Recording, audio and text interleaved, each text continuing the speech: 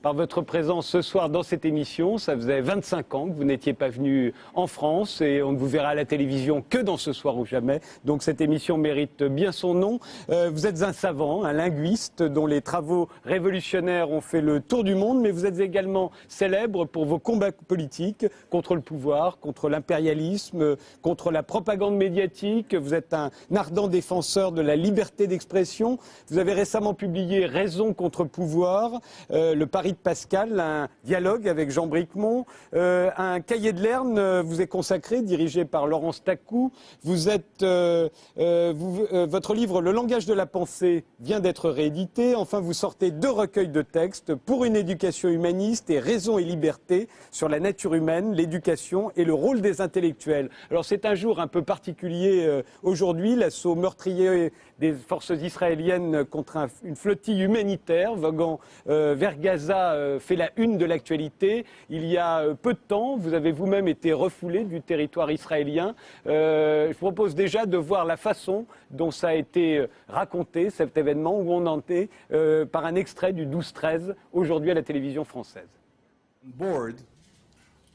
À bord, nous avons trouvé des armes utilisées contre nos militaires.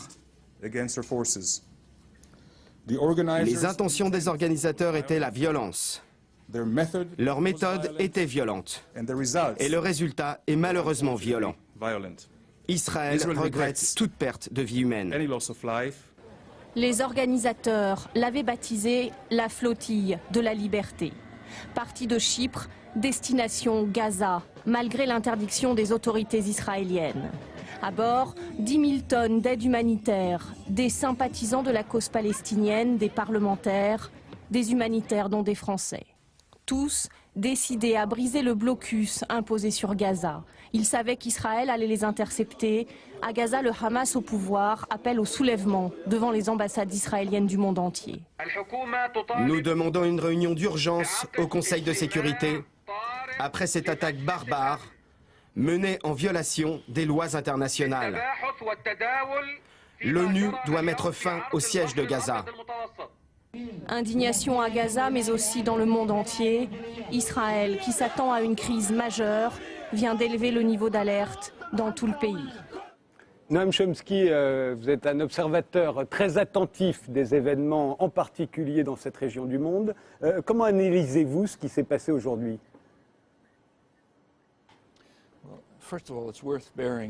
D'abord, je crois qu'il ne faut pas oublier que ça fait déjà 30 ans qu'Israël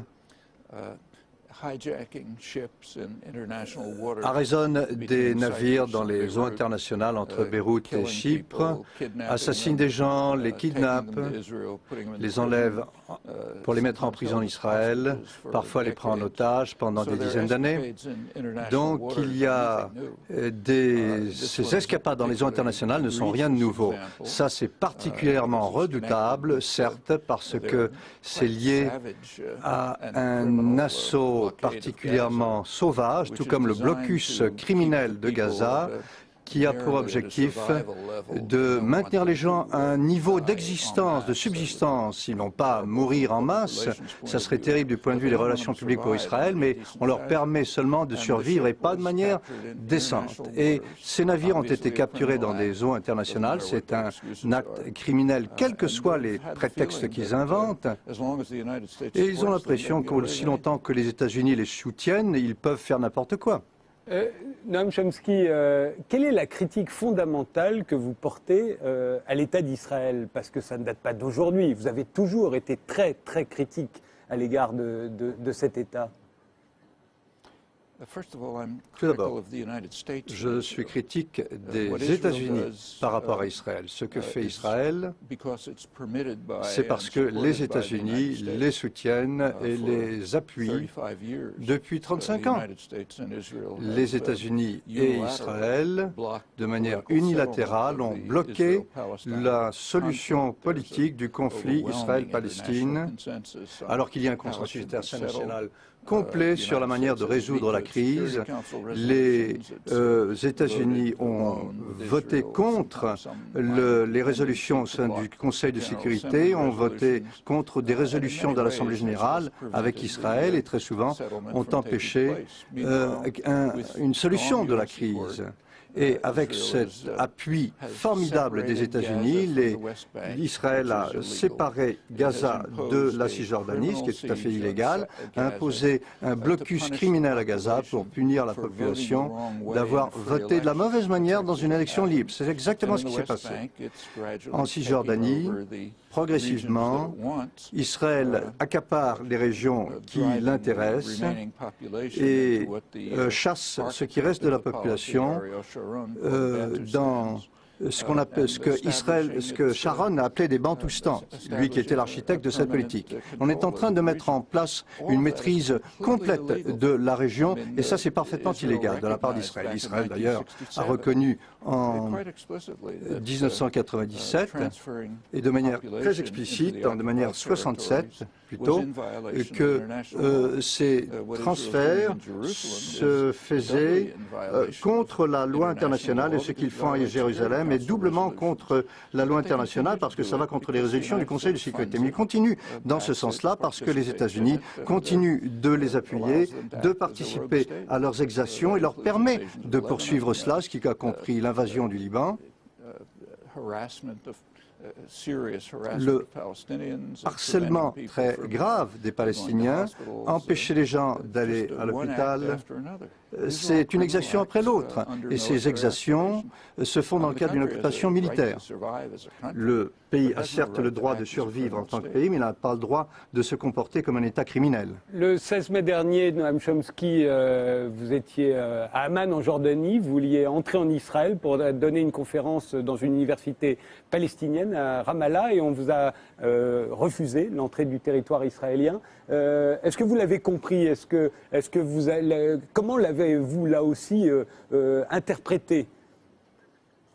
Quel motif d'ailleurs a-t-on avancé? Je comprends. Soyons précis. On ne m'a pas empêché d'aller dans Israël, précisément. On m'a empêché d'aller dans les territoires occupés. J'avais été invité par l'université Birzeit, qui est une université palestinienne. J'ai accepté cette invitation, tout comme j'accepte des invitations du Collège de France, par exemple. Vous y étiez d'ailleurs hier. Oui, tout à fait. Je pensais aller à Birzeit, à Ramallah, dans les territoires palestiniens occupés. J'étais avec ma fille, on a été arrêtés à la frontière par des officiels israéliens. Ils étaient en contact constant avec le ministère de l'Intérieur, contrairement aux prétextes qu'ils ont invoqués par la suite, et ça s'est transformé en incident international. Ce sont des décisions qui ont été prises par le ministère de l'Intérieur à Tel Aviv. Il y avait deux raisons pour cela, qu'ils n'arrêtaient pas de ressasser au cours de l'interrogation. Une raison était qu'ils n'aiment pas ce que je dis sur Israël, bon d'accord, ça veut dire qu'ils sont dans le même camp que de beaucoup d'autres gouvernements à travers le monde qui n'aiment pas beaucoup ce que je dis, donc ça c'est pas très significatif. Mais la principale raison, et ça c'était très clair, c'est qu'ils veulent maîtriser les gens qui sont accueillis par les universités palestiniennes. Et j'ai dit très clairement que ils ont dit très clairement que si j'allais dans une université israélienne et je passais ensuite à Birzeit, ce qui s'est passé dans le passé, j'étais à Israël, j'ai parlé devant des parterres universitaires israéliens et j'ai été aussi à Birzeit et dans les territoires palestiniens. Cette fois-ci, j'allais directement à Birzeit et ça ne leur plaisait pas. Donc, ils disent essentiellement, nous décidons qui peut être invité par les universités palestiniennes.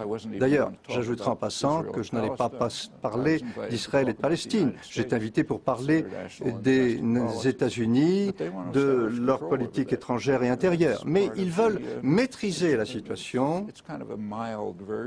C'est une version légère de ce qu'ils font à Gaza, où ils veulent tout contrôler. À Gaza, ils tiennent à imposer un blocus criminel,